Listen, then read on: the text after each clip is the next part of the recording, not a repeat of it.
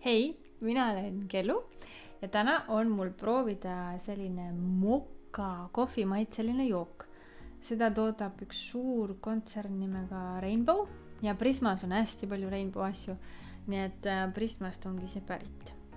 Siukene huvitav joogikene ja kuna kodulehel ei ole kirjas, millest see koosneb, siis siin on täispiim, kooritud piim, vesi, suhkur, kohvi ekstrakti 1,6%, siis on laktaasi ensüüm ehk siis selline ensüüm, mis tekitab meile glükoosi, karamellisuhkur, lõhnaaine, mingisugune šokolaad, stabilisaator E407 ja kofeiini sisaldus on 23 milligrammi 100 milliliitri kohta, selline kohvijoogikene siukene ja 69 kilokalorit saab sellest siis, kui selle ära jood ja siin muud nagu ei olegi, suhkur peamiselt ja siis natukene valku, veits rasva ka, siukene joogikene. Nii et kui kohvi parasjagu saadaval ei ole, et siis ilmselt võiks seda juua võib-olla. Nii, tuleb ära, lõhnab karamellijäätis selliselt. Nagu sellise tugevama piimaga tüüpiline tavaline kohvi, mis on külmaks läinud.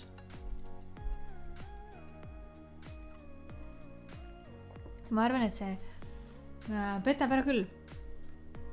Ta hästi tunnistan kohvi maitsega, sutsuke siukse võib-olla mõruda kohvi maitsega ja kuhu on palju piima sisse lisatud. Siukene, ja see piim on natuke niisugune paksem või tummisem, nii et päris murda ei ole. Nii et huvitav. Aga ma ei taha seda rohkem edasi juua ja seda sel põhjusel, et ma vaatasin, et siin sees on karrageen. Karrageen on siukene looduslik lisaine, mida saadakse vetikatest, aga no näiteks siin on üks siukene artikkel Postimehes kunagi ilmunud mõni aasta tagasi, et karrageeniga võib tekkida samasugune reaktsioon, nagu tekib siis, kui sa saad salmonella nakkuse endale. Tekivad põletikud, võivad tekkida haavandid, veritsemised. Ei ole nagu eriti tore.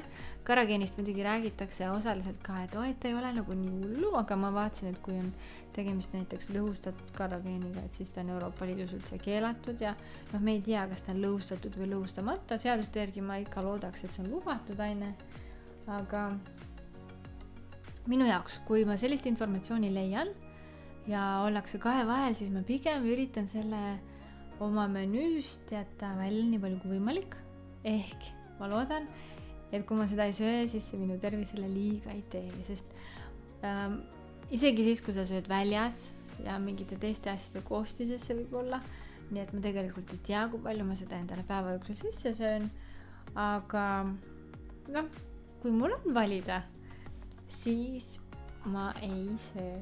Nii et iseenesest ma arvan, et kohvisõbrad, teile võiks see sobida. Aga sellega peab olema ettevaatlik. Vaatame, kui palju ta maksab. 1,10 selline, ma ei tea, mingi karastusjoogi hind ilmselt võiks ta umbes olla. Ja 250 milliliitrit, siukene smoothie suurus. Või kui kellelgi on siukene suurem tass, siis ma arvan, siuke tassi täis.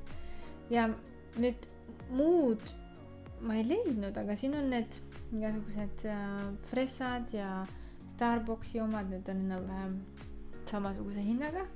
Sisu ma ei tea, sest siin ei ole seda üleval kahjuks veebis. Aga muidu, nüüd te vist ei näe, et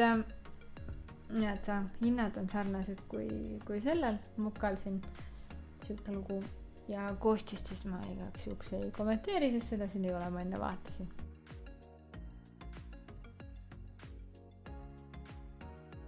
Aga paneme siis sellele elukale lõpuks hinde ka. Vaatame, palju ta saab. Ja esimene oleks siis tervislikkus ja kuna siin on karrageen sees, mis selliseid nagu asju tekitab, siis ma üle 1 sellele ei pane ja tervislikkusele üldises mõttes sellele ka ei pane üle 1. Siis hinna poolest, no ta on okei. No hind võib olla, no tavaliselt, no 5, paneme 5 hindeks.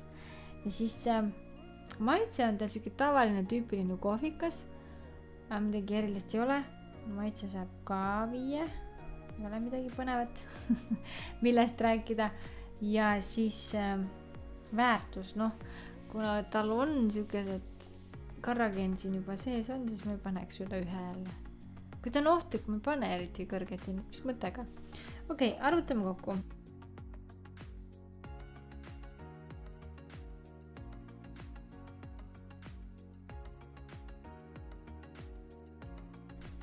$2,6.